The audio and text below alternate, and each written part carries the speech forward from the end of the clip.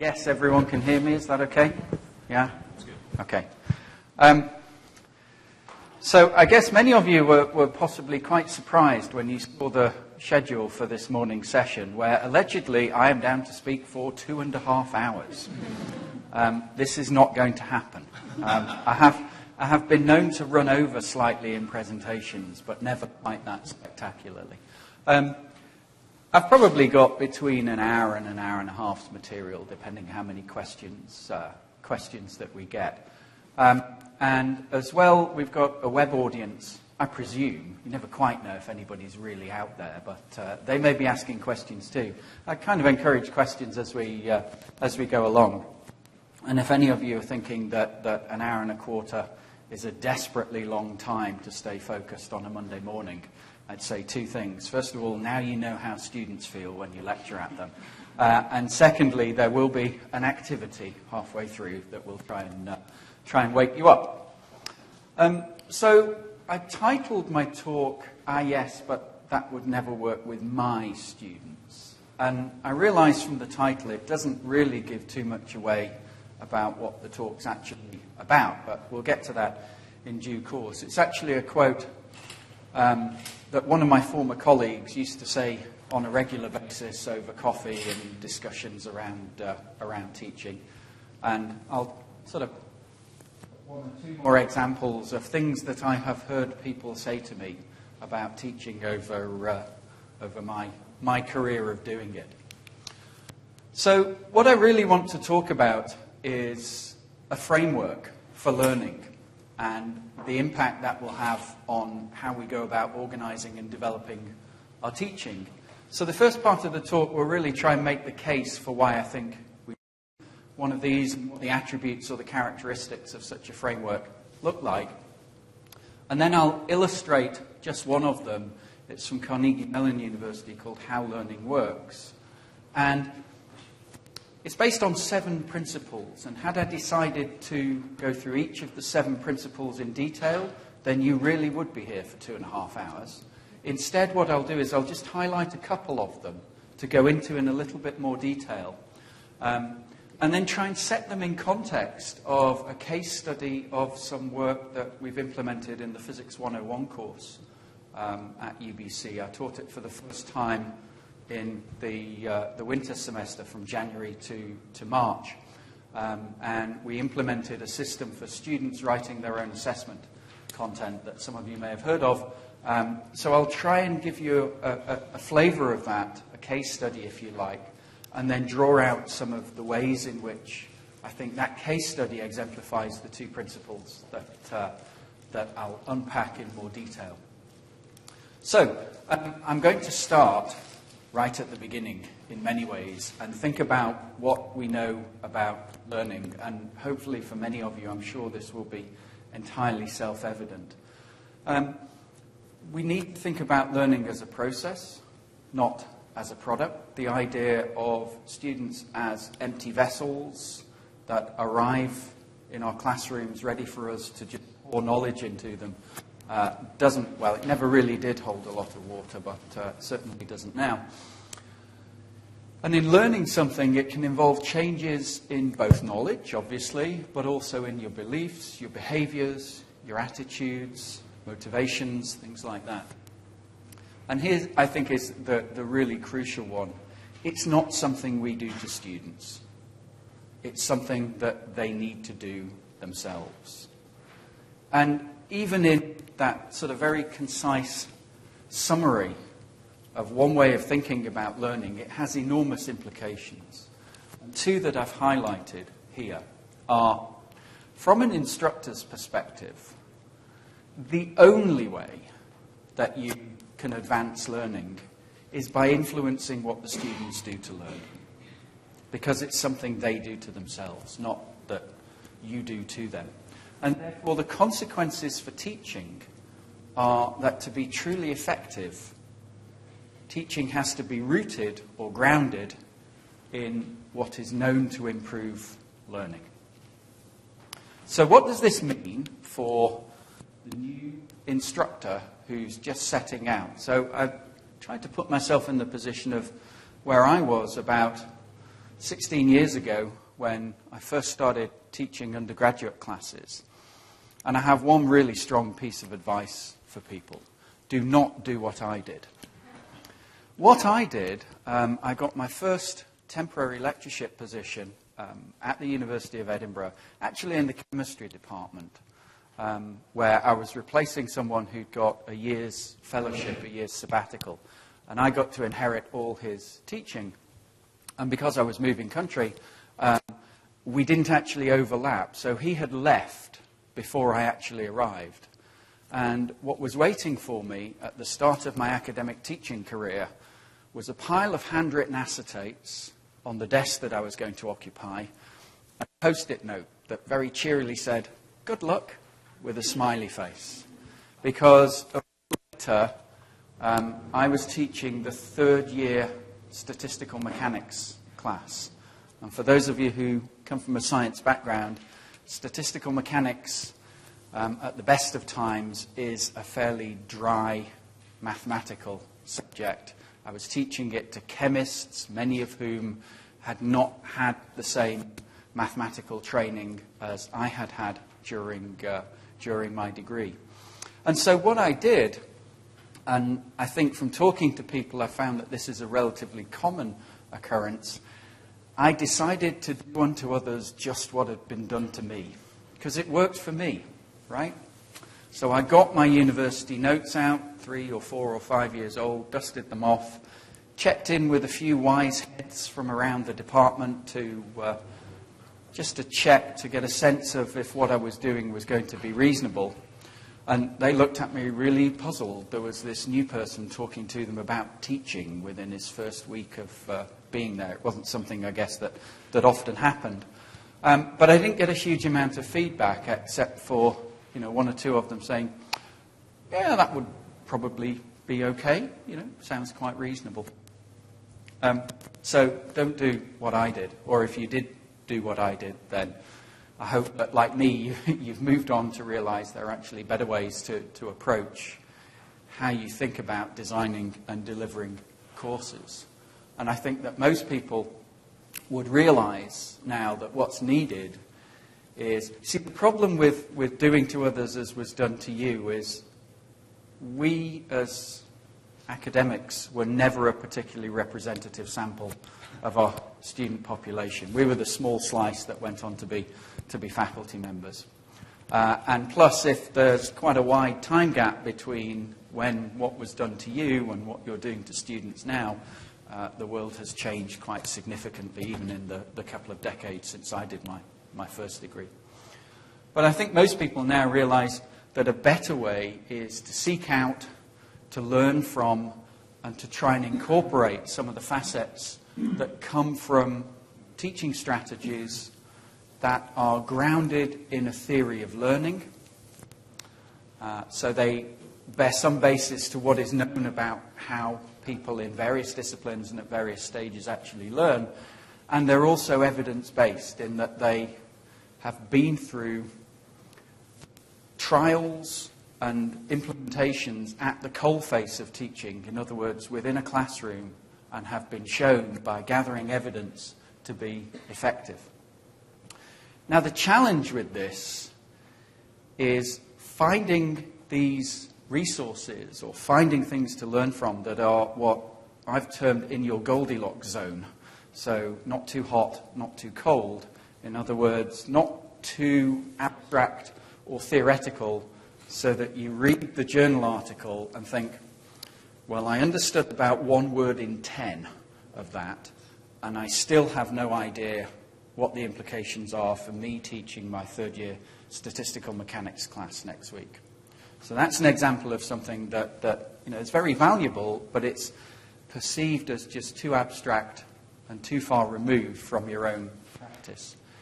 Equally, if you go to the other end of the spectrum, then abstracting things or boiling them down so that they're so reduced, they can often read just like a series of tick lists or hints and tips for teachers in the classroom that you look at and you think, well, where's the evidential basis that any of this is going to be effective within my classroom? So that's what I mean by a Goldilocks zone. You need something that's neither too hard nor too soft, that's just right.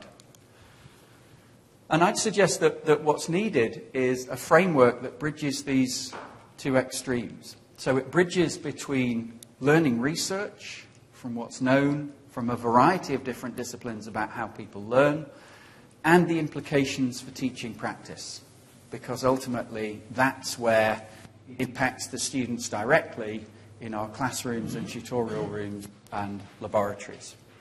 And the good news is that such frameworks already exist.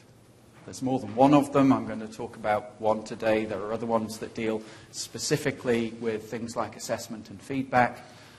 The one I've chosen I particularly like because at the heart of it, in every single principle, is taken from the student's perspective. So it really is student-centered from that point of view.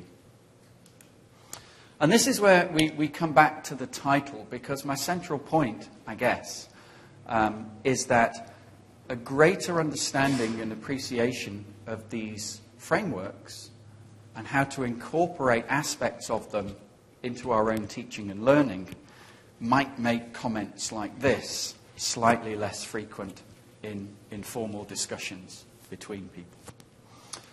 So, the framework that I've chosen, as I mentioned earlier, is called How Learning Works, from people at Carnegie Mellon University. It was published, I think, in 2010.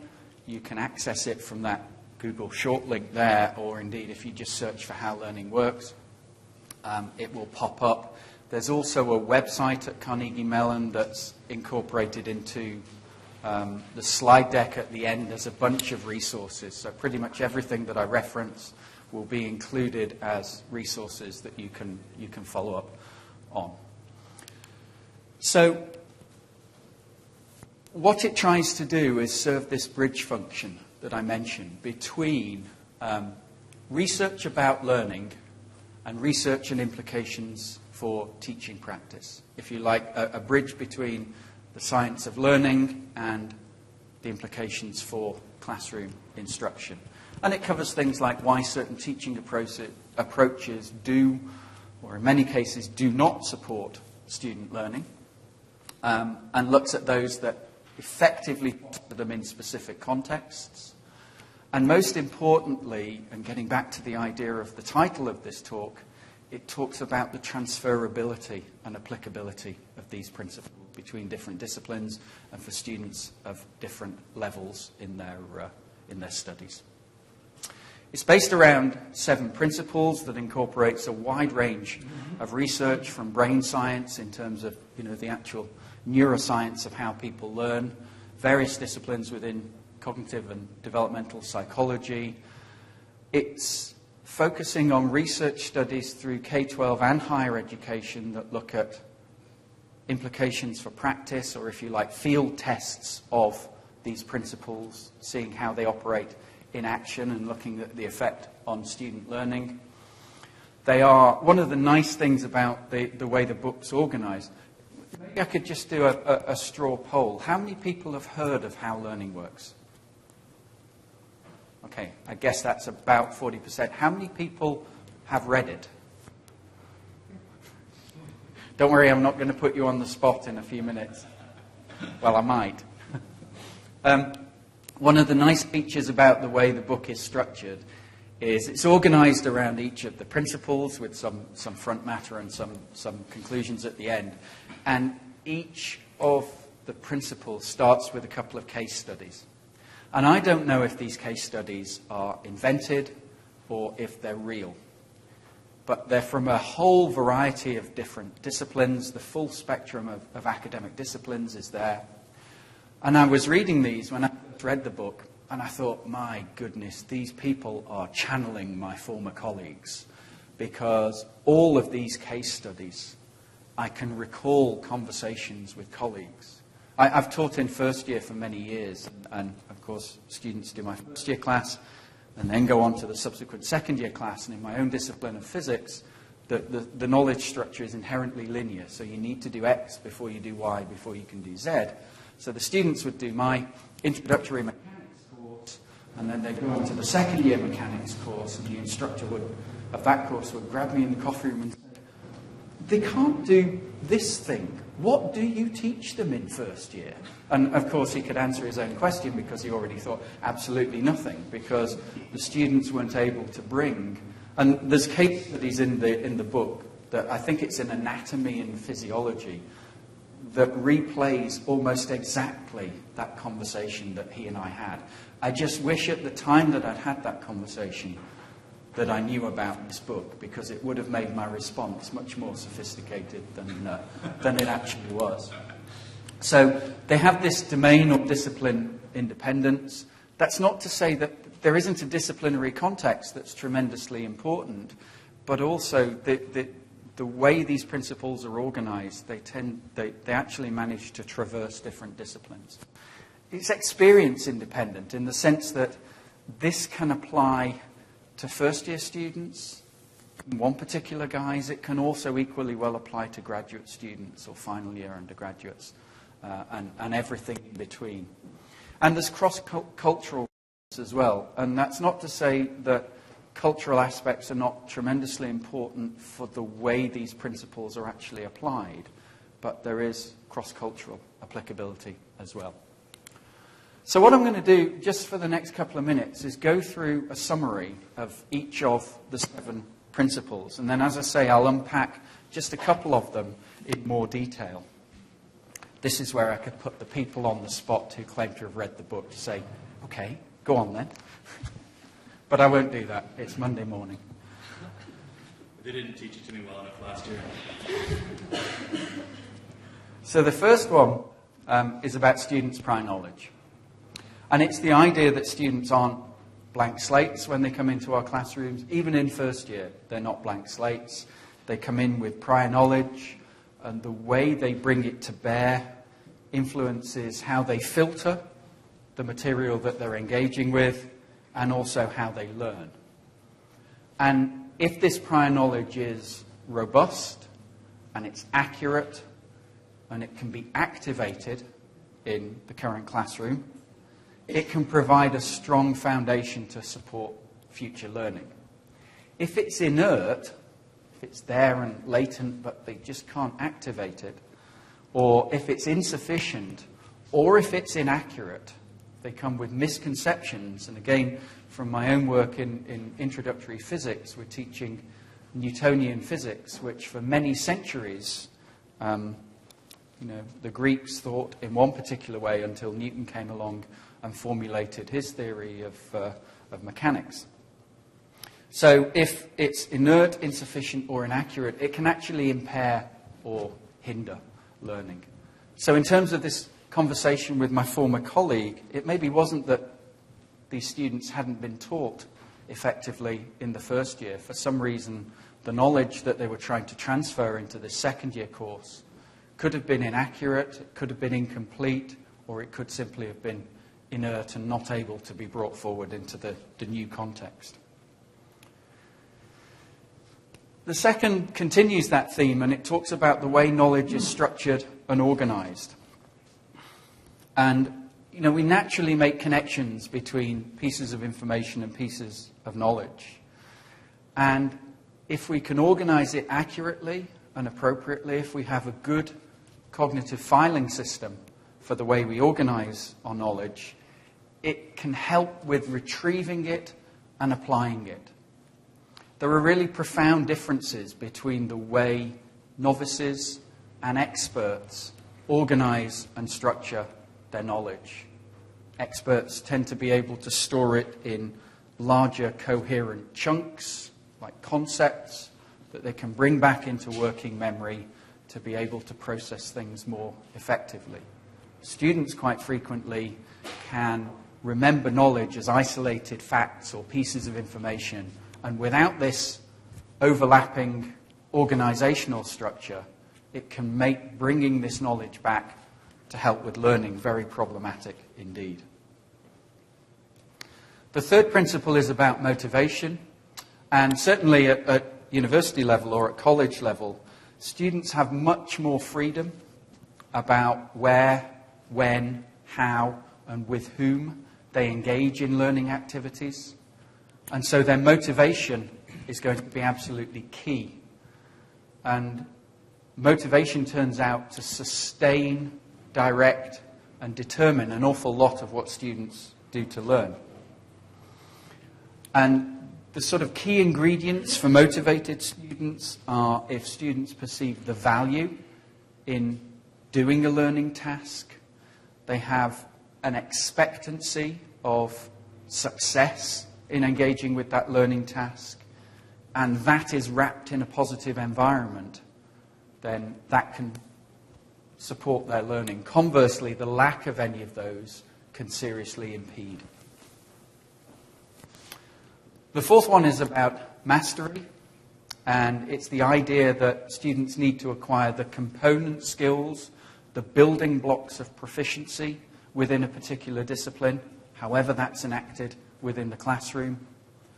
And not just practice those component skills, but practice integrating them as well to become more comfortable and more fluent with engaging with them. And they need to know when and how to apply the particular skills that they've been practicing and integrating. So that's the first four. The final three is about practice coupled with targeted feedback. And the idea that learning is effectively fostered when there's practice towards a goal, and that goal has an appropriate level of challenge, so it's seen as attainable by the students, and they actually engage with making progress towards that goal often enough. So what's needed is practice with feedback towards a target, and that feedback needs to be sufficient and timely enough to help the student make further progress. The sixth one talks about classroom climate or the environment, and recognises that there's not just an intellectual dimension to learning, but also social and emotional aspects as well. And it really stresses the importance that classroom environment, classroom climate, dynamics has on all of the students within the class.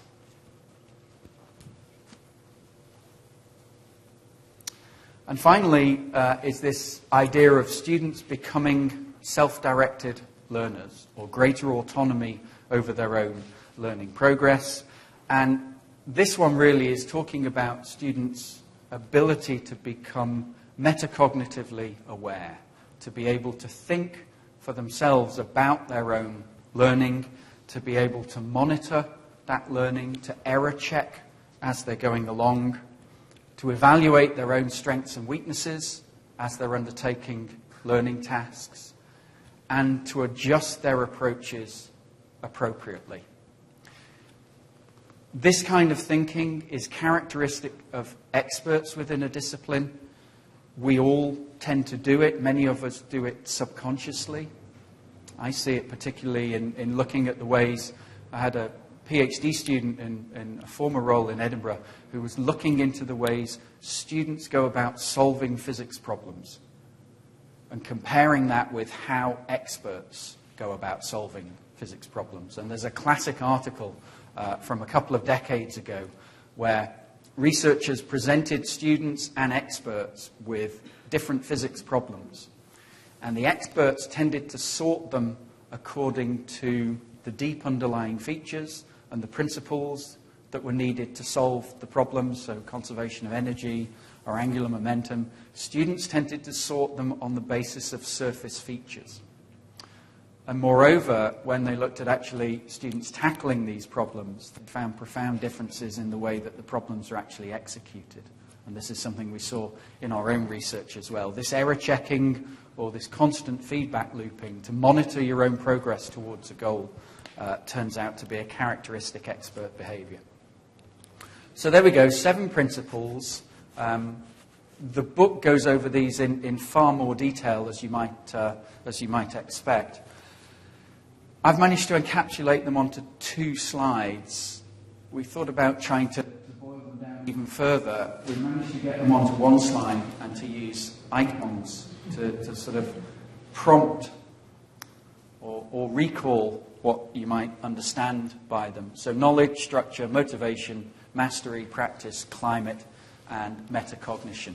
So the two that I'm going to focus on ahead of getting to the case study of what happened in Physics 101 this past year is knowledge structures and organizations and motivation.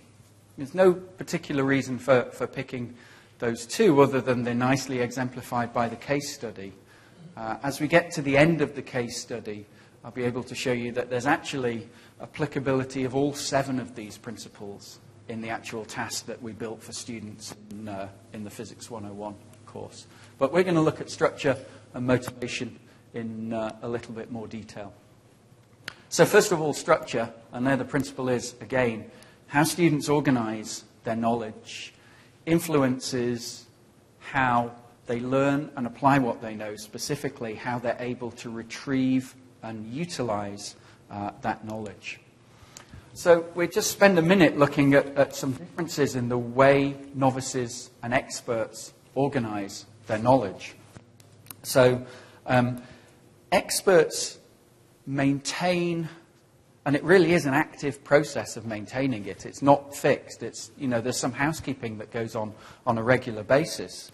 But experts create and maintain a network of facts, of concepts, of principles, of procedures and relationships in a series of rich, interconnected, meaningful knowledge structures. You can think about this as your sort of cognitive filing cabinet for how you think about aspects of your own discipline. And having that series of organizations, because it's not just one, you don't think about, say, classical mechanics with just one particular framework. There are multiple ways of doing it, and experts are able to traverse between the different knowledge organizations and structures. And having this means that learning and performance of particular tasks are supported by it. And in the book, they talk about networks, rather like the little icon that I had up on the previous slide for knowledge structure. They also talk about highly organized tree-like structures where you have a top-level categorization and then subcategories and subcategories under that. There's no one architecture or topology. Many of the networks will be context or discipline specific, and they can be rewired. And the fact that they connect between each other means that you can link complex structures together.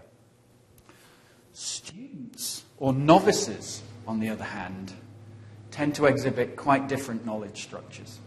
And in the book, these are characterized as kind of isolated dot patterns that might connect 2 or 3 things from a particular lecture here, and then a knowledge structure from the next lecture over here, and nothing in between them.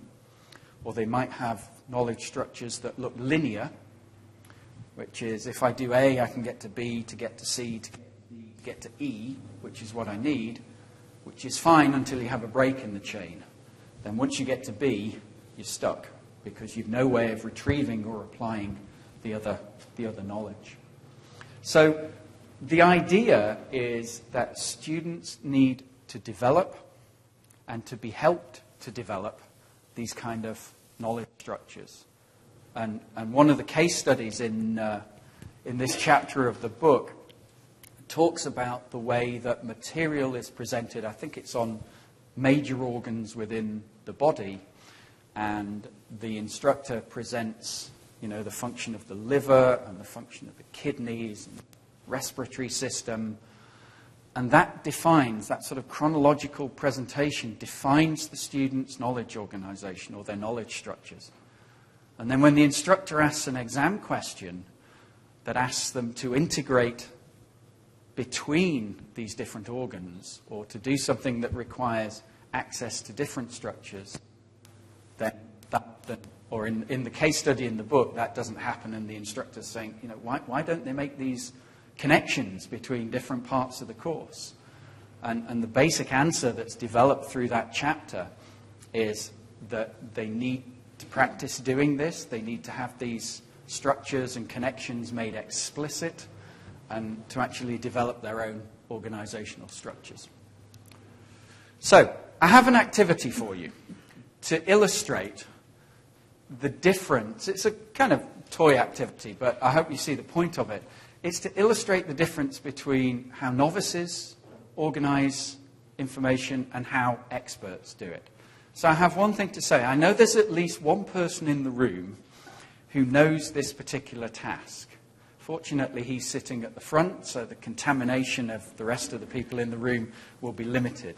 If you do know it, you have seen it before, please play nicely. And don't tell the other people at your table. Right. What I'm going to do is I'm going to show you a symbolic code for the digit 0 to 10. Now, I know people have got laptops open, or iPads, or bits of paper and pens. No writing it down. I want you to look at it for 30 seconds and commit it to memory.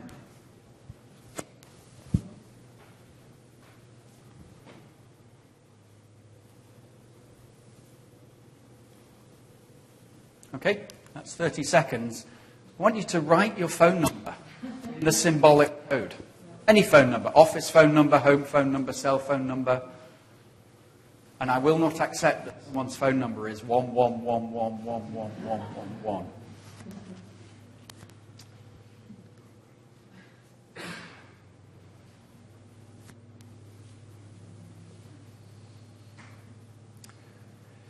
Okay, when you've finished, or you've got as far as you can, swap papers with someone at your desk.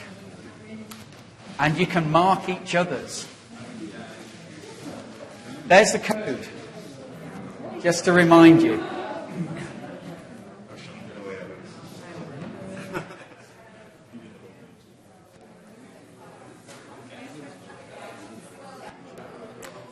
Okay, for people who've never seen it before, assuming you have a 10-digit phone number, how many people got more than 5 correct? How many people got all of them correct? Yeah. Most people, when they do this, tend to get 3 or 4. It kind of depends on your phone number and how many digits are at the start of the phone number. So phone numbers with 8s and 9s tend not to get as well recalled. So the example is to illustrate that if you know the pattern, or you know the structure, or you can integrate it into a coherent whole, you're not left struggling trying to memorize more pieces of information than most people, in fact everybody, working memory capacity can actually hold. Most people have the ability to store in their processing memory between about 5 and 9 discrete pieces of information. Actually, I was reading a paper the other day looking at the effects of sleep deprivation, or mild sleep deprivation. So anyone with children under 5 may recognize this. Mild sleep deprivation on working memory capacity. And it's quite significant, actually. It can go down 20% for interrupted night's sleep. Anyway, I'll show you the structure that unites these together.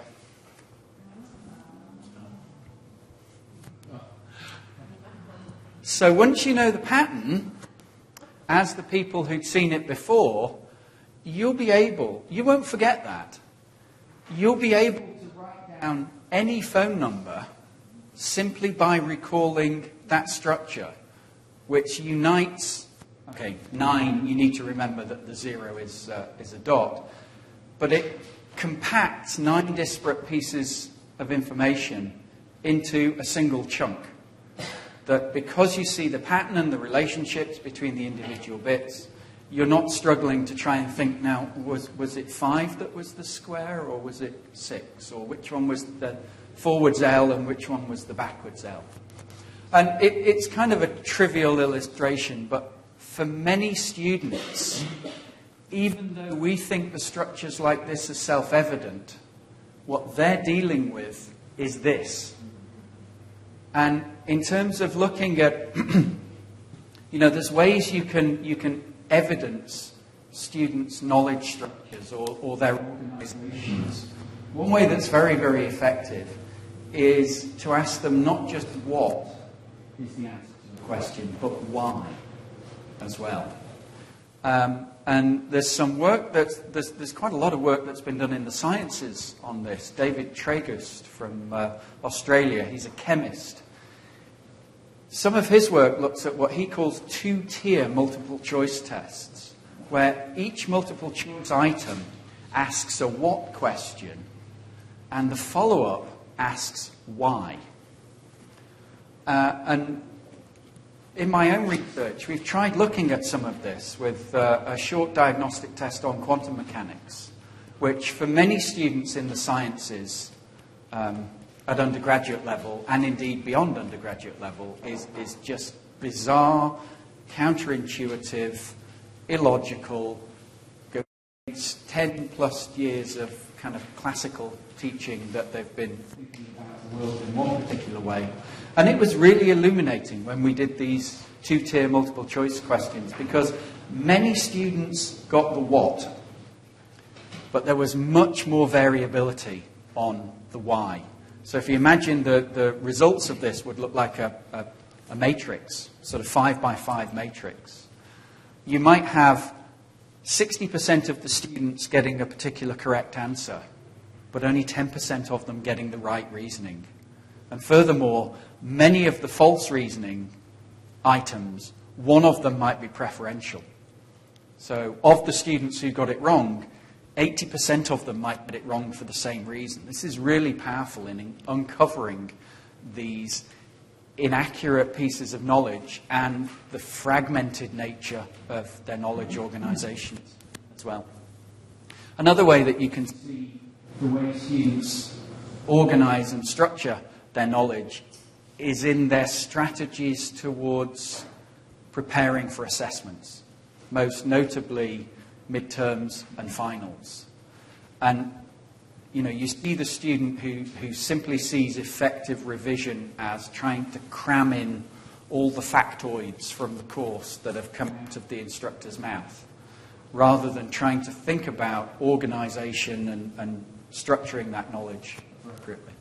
So that's just a neat example. Brett Gilly showed it to me. We were talking just before we got started, trying to trace back the actual origin of this. We got as far as somebody in the Netherlands, which is about the best attribution we can do at this stage. So if you use it, it's somebody in the Netherlands. Maybe we should try and back it down. That's some homework. It's APA, isn't it? Yeah.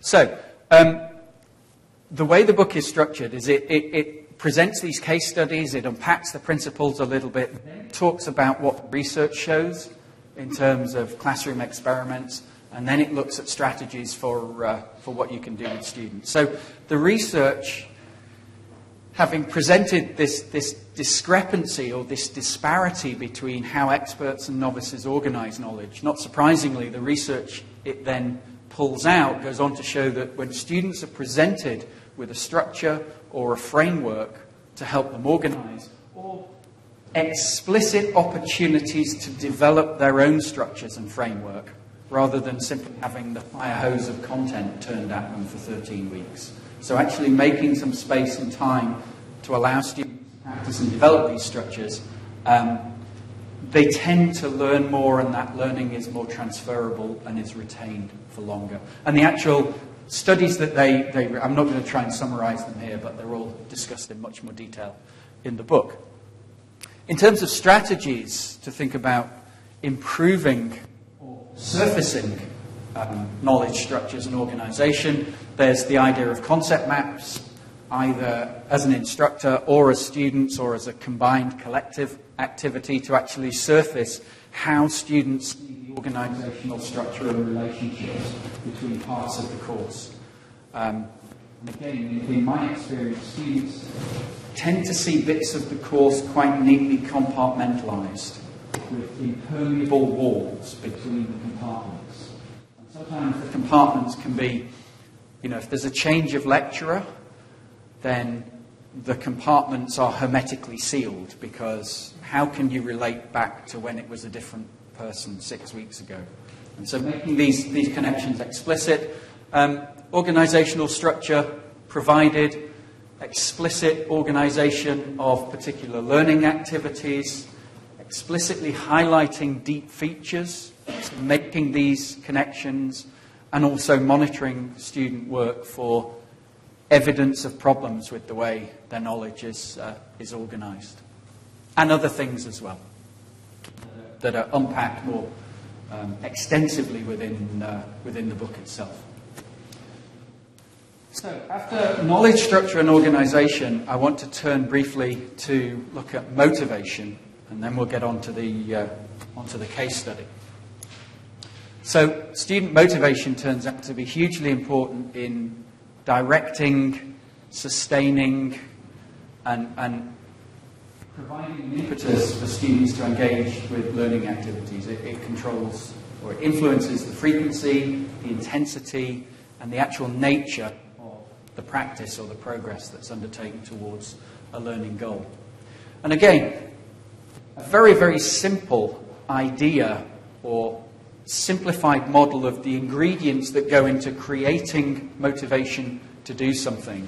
There's really three basic ideas. The first is that there's some value. Let's say we have students undertaking some task towards learning. It could be an assignment, it could be preparing for an exam. The ingredients that go into produce motivation, there's the idea of value associated with the activity or the task. There's the idea of expectancy, or the likelihood to which a student perceives that they will be able to accomplish the task at hand. And then, if you like, wrapping all of these, there's the environment that this takes place in, be it the classroom environment or the course environment, where if an environment's perceived as supportive and helpful to students, that can also increase the motivation, and conversely, the lack of a supporting environment can suppress or decrease motivation. And the idea is that motivated students are more likely to produce goal-directed behaviour and make progress towards a particular learning task. So just unpacking a little bit the idea or the dimensions of value associated with a task. There's the intrinsic value of simply doing the task. They enjoy what they're doing. There's the attainment value, the satisfaction of having mastered it, of having done it.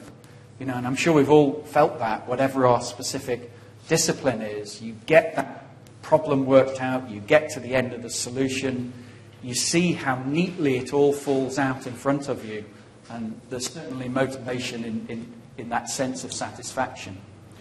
And in many cases as well, there's the instrumental value or the extrinsic value to the task, which is the idea that progress towards an activity or goal will help to achieve some other goal or bring about some other reward. So it could be praise, it could be financial reward, it could be a mark, it could be attainment to be able to go on to the next course. So there's various different dimensions of the value that students will attach or perceive associated with a learning task. In terms of expectancies, there's this idea of, do I have or do I feel I have what it takes to be able to successfully identify a course of action, to chart that course of action, and to actually attain the goal that I'm working towards. And that's generally, people are more motivated to try and pursue goals that they believe they have a sense of being able to achieve. So creating these positive expectancies that students are realistically going to be able to achieve progress towards this goal, even if it's incremental progress, can be quite important. Now, expectancies, or how likely students think they are to be able to achieve a goal, can be determined by a whole range of factors, many of which are outside of an individual instructor's particular control in a course. One obvious example is prior experience. So the first year physics course I teach here, 101, is a non-majors course. And many students are required to take this 3 credits of physics for, satisfying degree requirements or for entry into other programs. But many of them will articulate, I was never very good at physics at school, or I was put off by a really, really bad teacher, or something like that. So prior experience has a huge impact.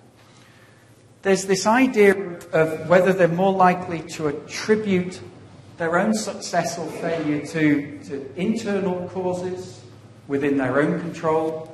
So, I know I got a bad mark on the midterm, but I didn't really start studying until the night before. Or whether their sense of how likely success or failure is is set by something outside their own control.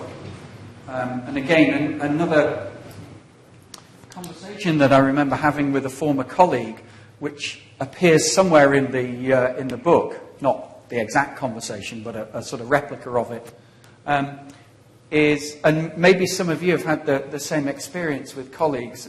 My former colleague proudly said that his strategy for motivating students in the first lecture was to stand in front of the lecture hall and say, look at the person to your left, look at the person to your right. One of you, or one of them, is going to fail this course. Or across the 3 of you, one of the 3 of you are going to fail this course, because I'm fiercely proud that my course has a 30 to 40% failure rate every year. Right? And that was their strategy for motivating students.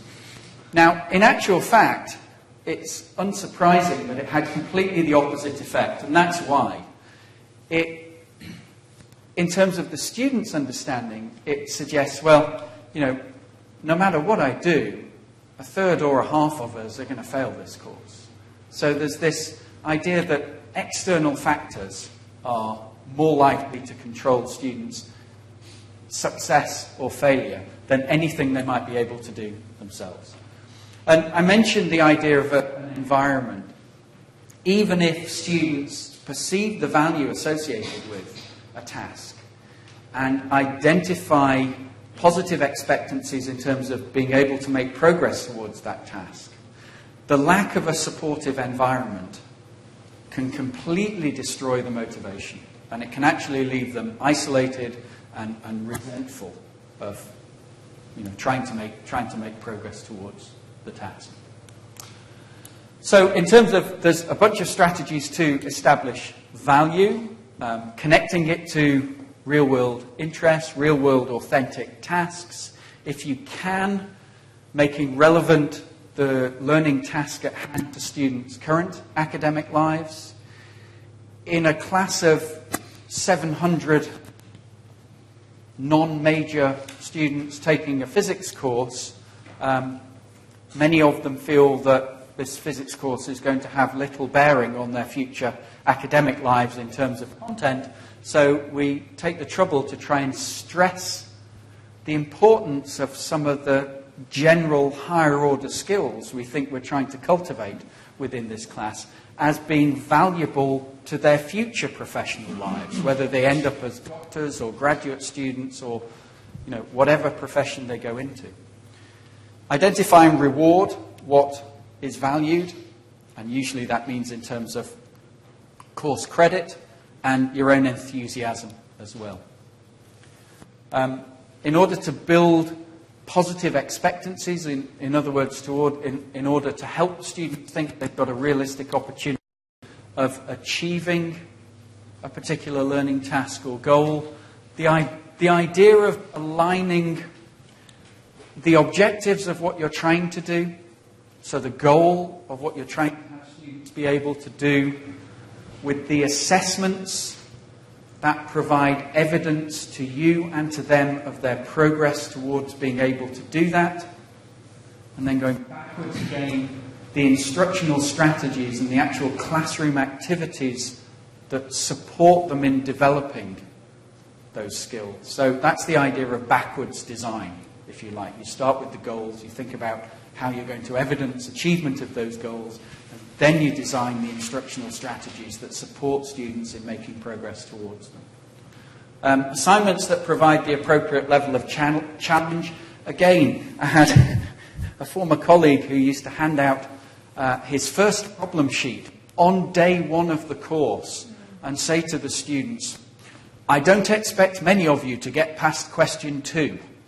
There were 10 problems on the sheet.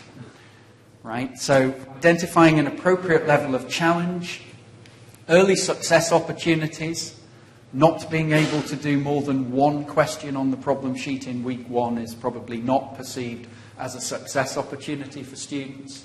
Articulate expectations, feedback, and describe effective study strategies for students.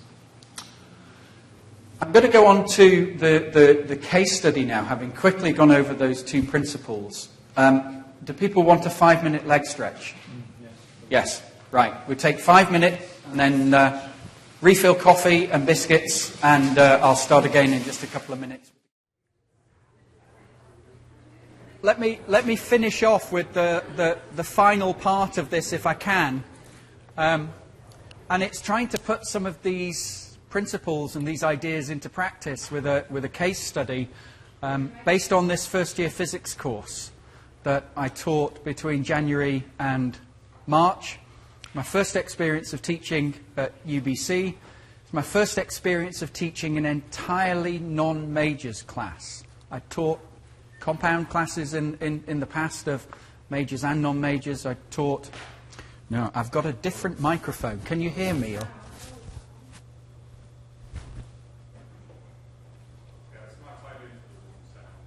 Right. Can people hear me at the back? Yes? Right. I shall project. Apparently there were problems with the previous mic, with the recording. I was dropping in and out. So if you can't hear me at the back, you might not want to hear me at the back, of course, but assuming you do, assuming that you do, then just wave. So the first time I taught non-majors exclusively, and we built in into the summative assessment of the course a system called Peerwise, which has been developed at the University of Auckland in the computer science department. In a nutshell, what it is, it's a system that allows students to create their own multiple choice assessment questions within a course-specific repository. So within their cohort, they can interact with their peers. They can develop their own original questions with associated explanations. They can answer questions from their peers, comment on them, rate on them for difficulty, take part in discussions that are actually threaded and embedded with the content itself, rather than separate in some discussion forum. And it has social functionality, or social media functionality. There's messages all over the place. They can follow other authors. There's a scoring system. There's a badging system to promote engagement for that fraction of students who like that kind of thing. I'll show you some screen grabs of what the system looks like. I know better than to try and attempt a live demonstration. So I'll just show some screen grabs of what it looks like from a student's point of view to author questions and then to answer questions that other people have submitted. Just some statistics about the system. It was developed around about 2007 by a computer science lecturer in Auckland. To date, there have been more than 100,000 students contributing to the system. So 100,000 unique student registrations, over 500,000 unique questions, and over 10 million answers across something like 350 different institutions. It's been used at UBC for quite some time, originally in the computer science department, also in EOAS as well, and we've started using it this year in physics as well. So from the point of view of a question authorer, the interface that students are presented with looks something like this. It's a fairly straightforward, word processing like editor. They can put pictures, they can put media, they can put mathematics in there with really simple and easy to use equation editors that don't crash the entire browser like some that I've used in the past. So they put the question in, they can develop answer choices, and again they have the same opportunities for putting media, diagrams, links, equations in those. They need to say which one is the correct answer. It's only multiple choice, not multiple response at the moment. They have to provide an explanation, or at least they're supposed to provide an explanation as to why the correct answer is correct. They can tag the question with certain topics of their own choosing, or the instructor can seed topics and keywords as tags for students to use. The intention there is when you've got large repositories, it can make finding things that you're interested in more straightforward if they're tagged. In this particular case, we didn't restrict the tags that students could use, which is why we got some that said beer and Bugatti Veyron and things like that, as well as the actual content of the course like forces and mechanics and things like that. They then submit their question. They can save a draft and come back to it later, but when they're happy with it, they can submit it into the repository and it becomes available for other students to do. And there are various ways that as an answerer of questions, you can find questions that you're interested in, sort them on the basis of difficulty or how many people have answered them, or rating on a 5-point scale that's provided by students. You can also look at these keywords, and this is the usual sort of tag cloud where the more frequent the number of instances of a particular tag, it shows up bigger. And so each of these words or phrases is a clickable link that will take you to just the questions on simple harmonic motion, for example. You choose the question that you're interested in and you go and have a look at it. You get some basic stats on how many people have answered it and what their impression of it was. You get the text of the question itself. You get the answer choices. You choose one of them. You're immediately told if it's right or wrong. You get to see the profile of responses from other people who've answered the question. So in that way, it's rather like using the clickers in lectures. As soon as you've answered the question, you get to see the distribution of responses. You get to see the explanation that's been provided by the author, the student author. You can work through that. If you don't understand it, you can request help. So a message gets pinged to the author of the question saying, so-and-so has asked you for help on one of your questions. If you think you can improve it, you can improve the question, the explanation, so you can collaborate with the question author to actually develop it further. So you answer it, you review the explanation, you're then challenged with rating it on a fairly coarse scale for difficulty and for quality as well, and you can put comments, and there's the ability to rate comments, to upvote them and things like that. So a lot of the same kind of things you would see on social sites.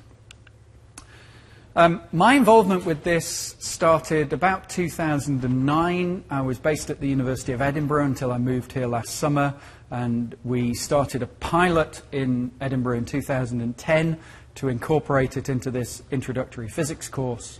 And some of the screenshots that I'll show you actually come from that course. The following year, we got some grant funding to look at a multi-institution, multidiscipline, multi-course study, where we looked at deploying this as an assessment activity across 3 different disciplines in science, 3 institutions, about 8 different instructors. And then coming here to UBC, we've used it in Physics 101, and we're actually trialing it as an optional activity within one of the MOOC courses in useful genetics that's currently underway. But it's not tied to course credit in that particular instance. I'll just very quickly summarize some previous research that we've done about this, and there are links to these articles at the end of the talk if you want to find out more. This, if you like, is a synthesis of the initial pilot study and the multi-institution study that we're just in the process of publishing. We generally found good engagement and participation beyond the minimum requirements that we set students as an assessment threshold.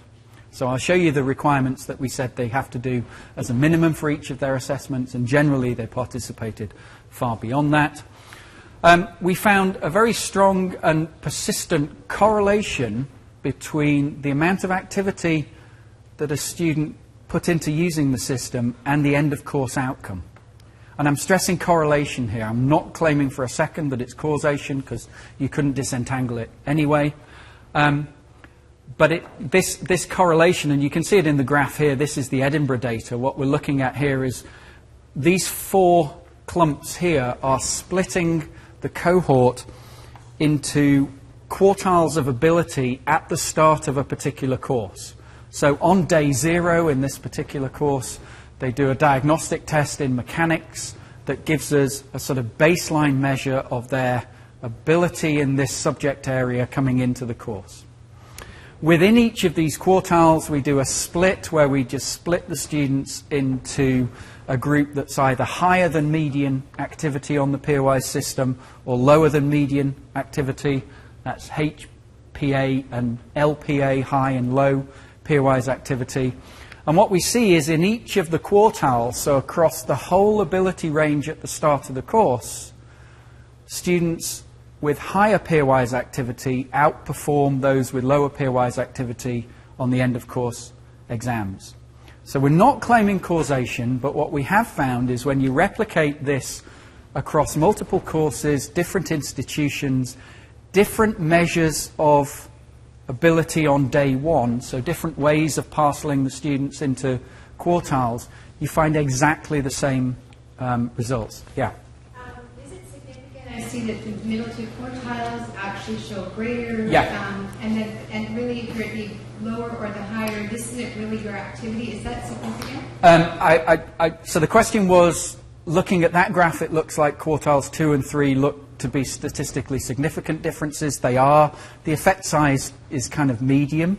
Quartile 4, quartile 1, in this particular institution and this particular year of implementation were not significant. Other institutions have seen significant differences across all ability ranges. And in fact, when we did this the following year with the same course, same institution, slightly different way of incorporating the activity into the course, we got the lower and the higher ones were significantly different, but the middle quartiles weren't. So it's variable, but it appears to be consistent across different courses. The other thing that we did was we looked at question quality. And there was a specific reason for doing this, because as you'll see in a few slides' time, we didn't just give students access to the system and say, go play, you'll have a lot of fun. We actually scaffolded their use of the system and gave them some training in how to create effective multiple choice questions. Very easy to create poor multiple choice questions, much harder to create very good ones. Much more demanding cognitively to engage in the process as a learning activity for yourself. So not just to write something that you already know, but to use the act of writing a question as a learning opportunity for the author. So we had a particular interest in looking at the quality of questions that students had produced, because at the time we were doing it, no one else had done this degree of scaffolding or preparation for students in actually helping them use the system. So what we did was we took a representative sample, about 50% of the questions within a given repository, and we categorized the cognitive level onto the 6 levels of Bloom's taxonomy. Again, there's a link to the article at the end. The bottom line conclusion, I guess, is that we found surprisingly high overall quality, even for novice students. So these were first-year physics students. Some of them were non-majors in the discipline, and we found in one case less than 5%, in the other case only about 12% of questions categorized in the lowest level of Bloom's taxonomy, which is, if you like, factual recall or rote memorization. This is quite in contrast to other studies that have done the same thing, either using student-generated questions developed through the Peerwise system, or indeed looking at instructor-generated questions. There's a study of 10,000 biology questions at undergraduate level where, well, I'll just say the profile looks remarkably different to this. And we did it with 2 raters, and we did the usual tests for inter-rater reliability and things like that. So we're reasonably confident that although ranking on this 6-point scale is always going to be a subjective activity, then there was a high degree of correlation between the raters. So let me just try and tell you a little bit about how we implemented it in Physics 101. It's a large course. In the winter semester there were 3 sections, 800 students, and let me try and interpret the hieroglyphics here. This is the number of weeks in the course with the reading week in the middle. The M's are midterm assessments. This is, I think it's fair to say, a very congested assessment space within this course. We asked the students to do an awful lot of little bits of things. So there's reading quizzes each week for the pre-reading, there's pre-lab quizzes, there's mastering physics homework, there's 2 midterms, there's a lab exam, there's Peerwise, there's clicker participation, there's reading quizzes themselves. So it's a congested space, but we built in 2 Peerwise assessments, due week 6 and week 12. It was deliberate that we targeted the same week as the midterm for one of these Peerwise assessments. But backing up a couple of weeks from each of these due dates, so they were due at Friday at 2 o'clock at the end of this week, we also incorporated into the tutorials, so this is the first tutorial that the class will do, they kind of split up into sections and it takes 2 weeks to process them all through one tutorial segment. In this 2 weeks we devoted nearly all the 2-hour tutorial to actually scaffolding and training for using the Peerwise system. So rather than just saying, here you go and play with it, we did extensive scaffolding. We then revisited in a modest way at every subsequent tutorial. There was an element of something to do with Peerwise. Quite often it was warm-up questions that were taken from the Peerwise system that students had generated, that were incorporated into the tutorial material that students would solve within their groups at the start of the assessment. We put questions on the midterm, questions on the final that were student-generated, and we had another sort of formal or semi-formal training session within the tutorial 4 here about developing good explanations and more effective distractors. So really, it was woven into the tutorial framework quite extensively. We'd always done the scaffolding before. We'd never quite woven it so intimately into the tutorial so that there was a thread that came back every time students did a tutorial about something to do with the Peerwise system. The minimum requirements we set for the assessment were that as a minimum, to receive most of the course grade associated with this task, students were required to author at least 1 unique question, to answer 5 others from their peers, to rate and comment on 3 further questions. And each of those 2 assessments, together they contributed 5% to the course grade, and the majority of the marks were for participating at least up to that minimum threshold. There was a small kind of bonus element for performance, which was determined from the scoring system built into to Peerwise. There's a fairly complicated scoring algorithm that not just looks at how much you do as an individual, but the extent to which you are held in the esteem of your peers.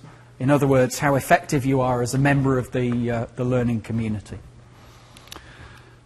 We were deliberately hands-off. This is their space. We told them that. We didn't moderate. We didn't intervene. We didn't correct. But we did observe what was going on. So myself and the TAs associated with supporting this had access to the repository, but we made it clear to the students this was not somewhere we were going to go in. They needed to solve their questions and problems themselves. And as I say, we built this scaffolding into the tutorials. All these materials are available if people want to see what we did.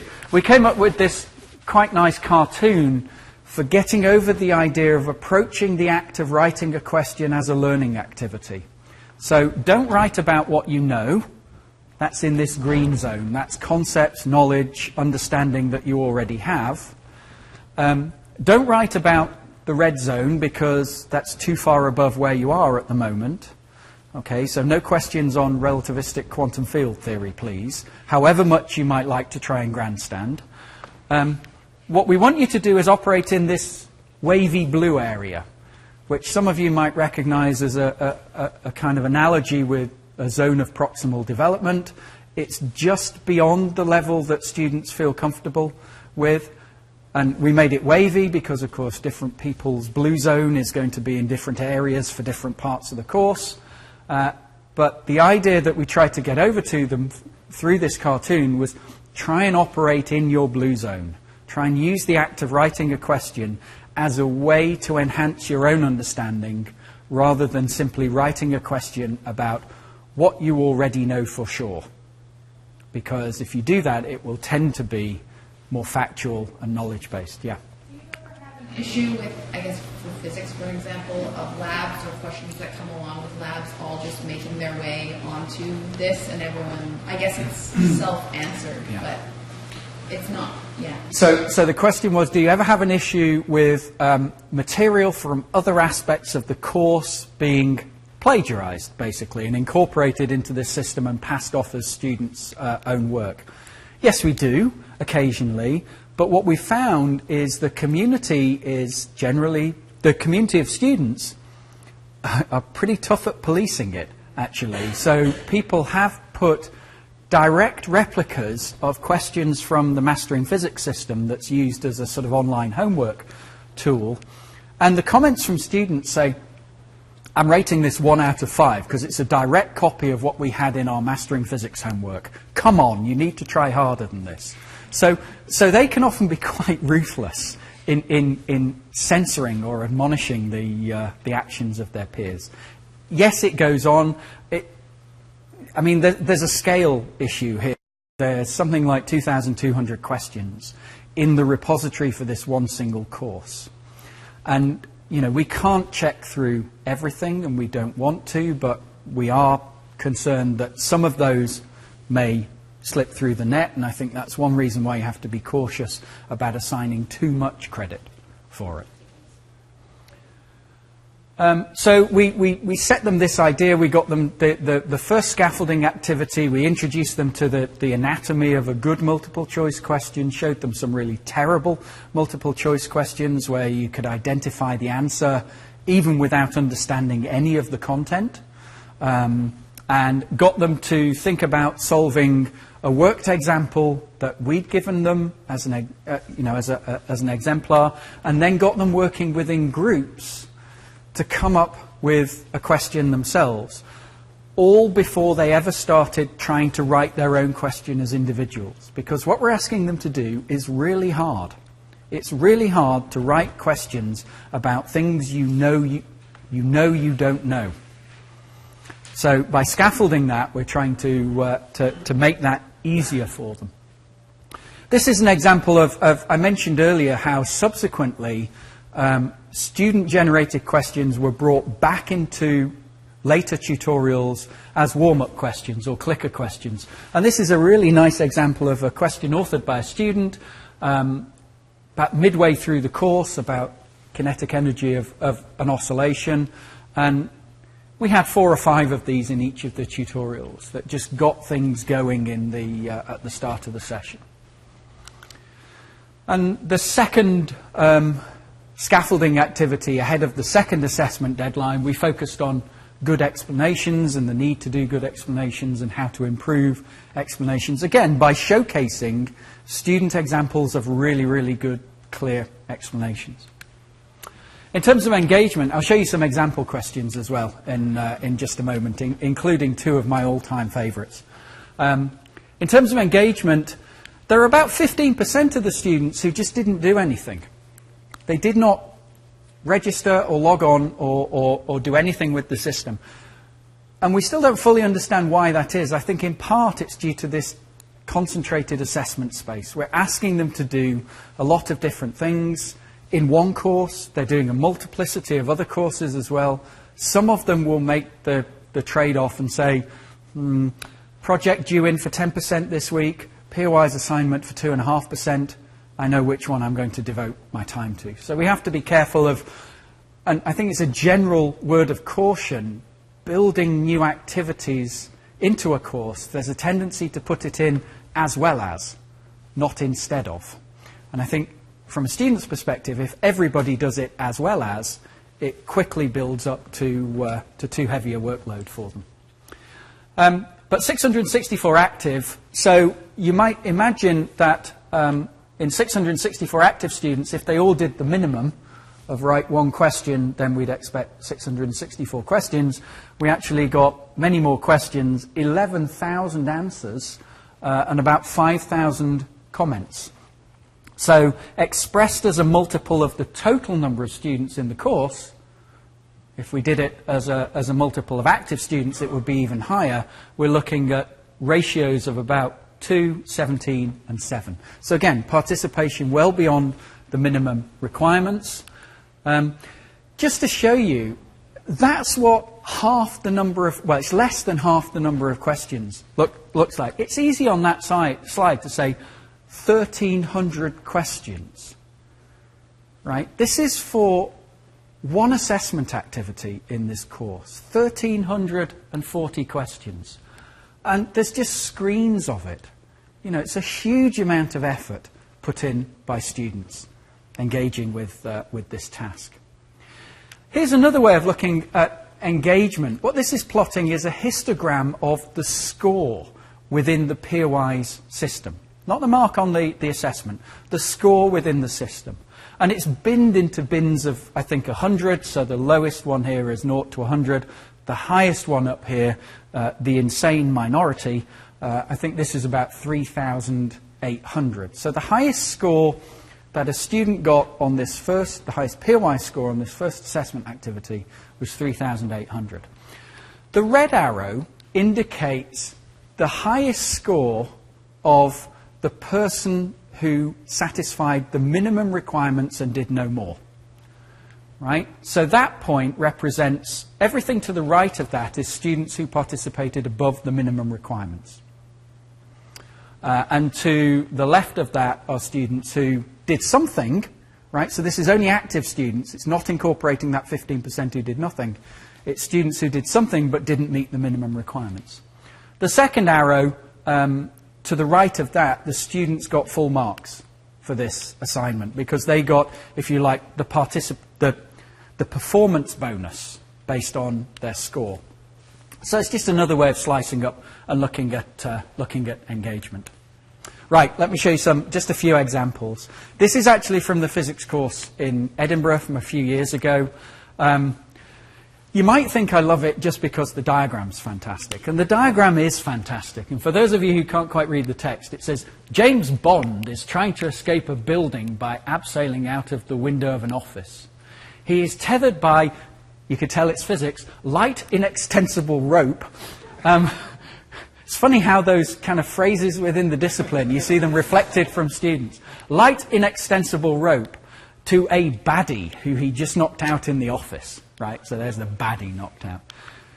It's a really good question, partly because of the context, but partly because of how it was authored and collaborated on. Because the student who wrote this got the answer wrong initially. And without turning this into a physics lecture, they'd made a mistake confusing static coefficient of freedom, static coefficient of friction, and dynamic coefficient of friction. It's a common mistake that students make. So they put the question up with the wrong answer. Within a couple of hours, someone had commented and say, this is a great question, love the diagram, but the answer's wrong. And you could see in real time the conversation unfold between them where one student pointed out the other student's mistake. They collaborated on a revised solution and put it back into the system. And it turns out that the most frequently chosen answer, so that's the correct answer, the most frequently chosen answer was the author's original answer. So this student had chosen or been under the same misconception as many of their classmates and have worked collaboratively with a peer to be able to refine it. And it's also a great diagram as well. Here's another one. This is an example of students going beyond the scope of the material that we cover in the course. So again, not wanting to turn it into a physics lecture, we generally do problems with 2 or 3 blocks like this. It's an Atwood machine problem. This student decided they'd have a go at a 4-block Atwood machine. It's essentially the same procedure, but it's much more mathematically complicated. They drew all the free body diagrams. They worked through all the maths without putting numbers in, which is fantastic. And they also collaborated with students asking questions. So this is another student saying, I couldn't figure out how to do this, but I thought it had to be this or this, and haven't you got something wrong? And the author said, no, it's right. Think about what happened, right? So this is peer tutoring in real time with rich contextualized material and information going back and forth between students outside class time. I'll show you an example from, that also was from the Edinburgh Physics course. This is now my new favourite from the UBC Physics course this year. We don't give students any guidance or information on how to produce diagrams because they don't need it, right? They can just produce these things. This again is another really contextually rich, involved problem.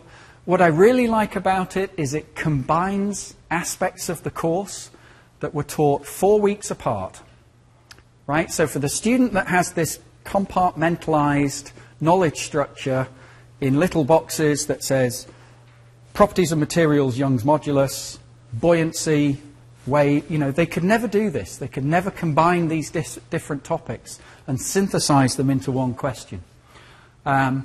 So contextually very rich, nice spread of answers, answers that differ by a factor of 10, because in this type of problem it's really easy to forget the acceleration due to gravity or a factor of 10 or something like that, and a good spread of plausible answers, a really detailed, comprehensive explanation, right, that actually uses this color coding is from the student, words of explanation of what they're doing and why they're doing it.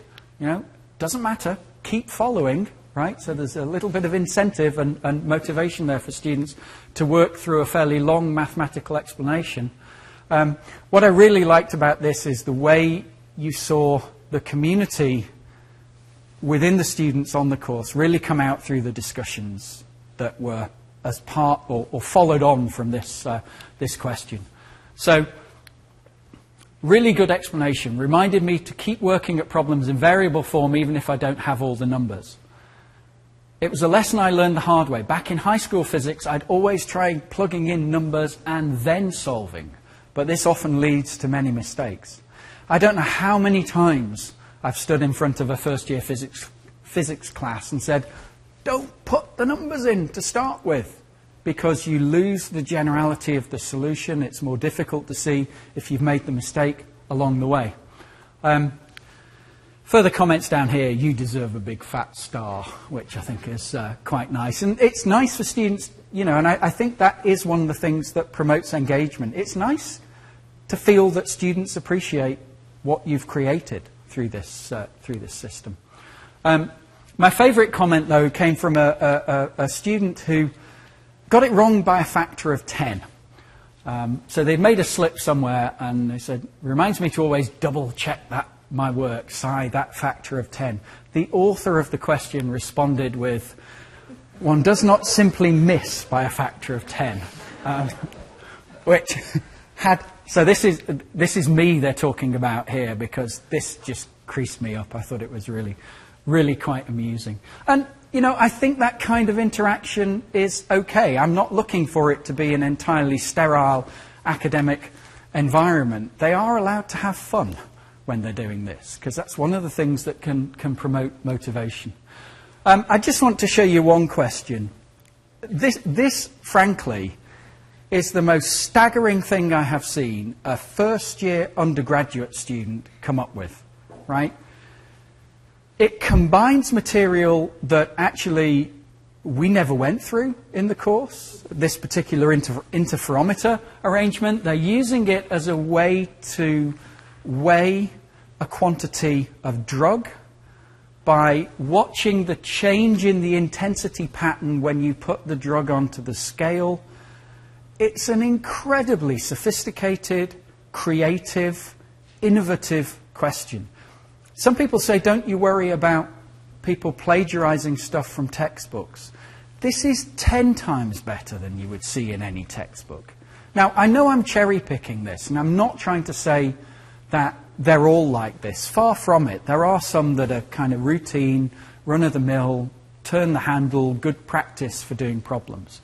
But as well, there are things that every time you see them, they just, you know, I stand there open-mouthed looking at the screen, at the sophistication and the creativity that some of these students are capable of.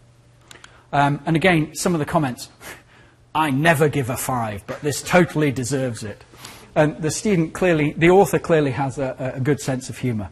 I shall bask in the glory of this historical moment, which I thought was quite a nice touch, but probably one of the most remarkable things I've ever seen a first-year student do. Okay, I'm nearly done. I just want to wrap up with trying to connect back with the principles about how I think this case study or using this system exemplifies some of the things we were talking about earlier in terms of how learning works. And looking at knowledge structures and organization, what we're actively encouraging and requiring students to do here is to think about gaps and broken links within their own structures. We're actually challenging them to say, take this and synthesize it into something together. It taps into requiring them to produce an explanation, taps into both the what and the why. You know, so not only do they know what the answer is, but do they know why the answer is what it is, and can they explain it to other people? And this idea of scaffolding to combine multiple concepts and ideas. In terms of motivation, with this particular course, we're recognizing diverse reasons for taking this course. I am not trying to convert really any of these students to become physicists. It's nice if one or two say, I am so inspired, I want to be a physicist. But in reality, the expectation is that all of them, or practically all of them, will have very different career goals. We're explicitly showing students or revealing to them the importance of developing these higher order skills. So when we're talking to them about doing questions in their blue zone, we're explicitly mentioning to them how this will help them develop these higher order skills of evaluation and synthesis and things like that. It's an activity that has what I call a low floor but a high ceiling. So a low floor in the sense that it's really easy to go in there and do the minimum requirements for most of the assessment credit. Right? It's not asking a huge amount. Equally, it has a limitless ceiling for students who want to engage, like that last example with the interferometer.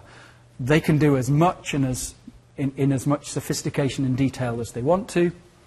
Gives them a certain amount of control and flexibility. It gives them an area that's their space. Rewarding what we value, which is the idea of participation and credit. And for those students who are motivated by these things, the idea of scores and badges. And, you know, badges are used very frequently in gaming environments as a way to try and get you to keep engaging with that app you downloaded onto your iPhone 6 weeks ago. You know, and it keeps sending you messages saying, we haven't seen you for a while, come back and play some more. And there's a real peer interaction within the community. So, in terms of summing up, there are undoubtedly within this case study other areas of the 7 principles that I could speak to. And partly that goes back to the nature of the principles themselves. I presented them as somewhat atomistic and discrete, but of course they're not like that. They're overlapping, they're interconnected, and they're correlated because one has a direct effect on the other. So rather than thinking of them as 7 isolated principles, they're rather like a network that interact. And also as well, I just wanted, as this is the first talk in the Institute, I wanted to point out there's many other talks going on this week that you'll see direct links to these principles and the enactment of them within the classroom, and people talking about that. And you can take a minute to browse the program yourself to see those, but I wanted just to pick out 3 examples. There's a talk on supporting metacognition and promoting metacognition amongst students. There's using the same framework of how learning works, is looking at how to apply the principles using tools within the Connect learning management system that's coming up later in the week. And Brett's session on Friday, is it? That's looking at 2-stage exams, which again is something else that we've used in this course. It's the first time I've ever used these and found them fantastically engaging and beneficial to students. So I'd encourage you to come along to that. Is this idea of assessment and timely feedback and integration towards mastery. I think it's a great way of providing really timely feedback to students. So with that, I mean, having said that I wouldn't talk till that time I've come pretty close to, but I'm happy to take questions if people have got the time. Thanks very much.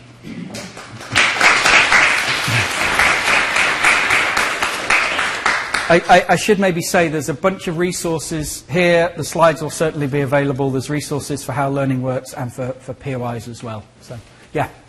Well, thank you for introducing us to Peerwise. I'm just about to start teaching a class, the same course, with 2 different classes, one on Tuesday, one on Thursday. And I've been choreographing in my mind, how am I going to, I want Tuesday class to quiz the Thursday class, and I want to get a real competition going. But would Peerwise allow private working within the classes, or is it all one giant pool and everyone has access to all the questions? It's course-based, so you could set up, if you wanted to, you could set up a sub-course. You could say, this is my course for a Tuesday class, this is my course for a Thursday class. The other way you might want to do it is you could impose compulsory tags. That the Tuesday people have to use Thursday as a tag, and the Thursday people have to use Tuesday as a tag, and have them all in the same space, but have those tags as a way to differentiate. Which one? Yeah. Well, I want it to be a surprise. Like the Tuesdays give a pop quiz to the Thursday, and they don't know what's coming. So like, the tags will do it? You might want to subdivide it into 2 sub-cohorts. And you can certainly do that. I mean, I know with a lot of learning technologies, people stand and say, it is really easy to get working with this technology. It really is easy to get working with this. It takes about 90 seconds to establish a class list. The only thing that you do need to be careful of, given the particular privacy regulations within BC, is you have to make sure that student identifications aren't stored on the server in New Zealand. But those of us who've done this a few times have got a workaround that we can pass on to people. Basically, you generate a series of random alphanumeric codes that each student gets 1 code, and it's that 4-character code that they use to go and claim their place on the Peerwise course. And something else I should have said as well, you maybe saw from some of the student identifiers, it's anonymous. So they can choose their own username when they log on. So in a physics course, you often find people setting themselves up for failure by choosing Einstein or Feynman or Newton as their login. But students can be completely anonymous. And again, that's important for some students. You said you had 2 tutorials where you scaffolded the Peerwise. How long were the tutorials? 1 hour, 2 hours? The tutorials are each 2 hours. 4 hours of scaffolding. Well, the first one where it was introduced to the students for the first time, it was a good hour and a half. So it was the majority of the first tutorial. There were Peerwise questions that were imported back into every tutorial, probably as 10 or 15 minutes of warm-up activities. And the second scaffolding activity, if you like, was probably about 30 minutes, where we gave students a question that somebody had authored that had a not particularly good set of distractors or a not particularly good example, and we asked students to improve it. So that was the activity that we got them involved in.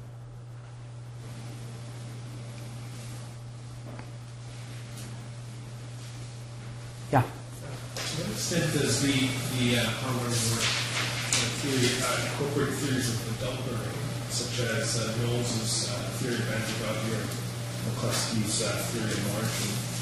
And how do you think that would be relevant in the university context, especially as we have a lot of adult learners coming back to do these? It's a good question. I'm not familiar with those theories that you mentioned. Certainly most of my focus, and if you like, the lens that I'm looking at it through, is for early years undergraduate learners. It may be the case that it does, but I don't know. You mentioned how the students get introduced and become familiar with using Peerwise and writing good multiple choice questions. I'm just wondering, for those of us who need the training or whose tutors might need some training, where so the question was, I described how students get the training for writing good multiple choice questions.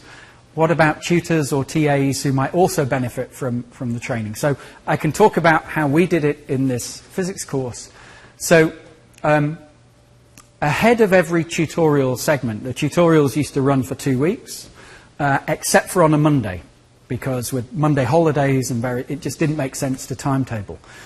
So the Monday was our beta test tutorial, and the tutorial participants were the TAs, who would later that week and the following week be delivering the tutorials to the students.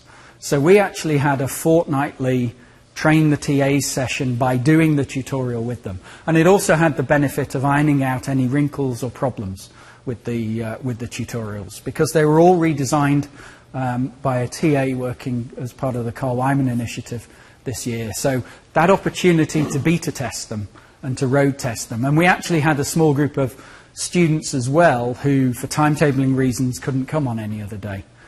So we road tested them like that. It would be really interesting to talk about what sorts of things people might be interested in maybe through CTLT, through a workshop, in coming into departments and working with groups of tutors or groups of instructors to essentially do some of this scaffolding work, and maybe as a result of doing that, refining it as well.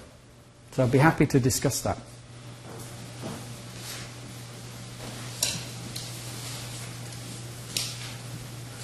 Yeah. So I want to do this tomorrow.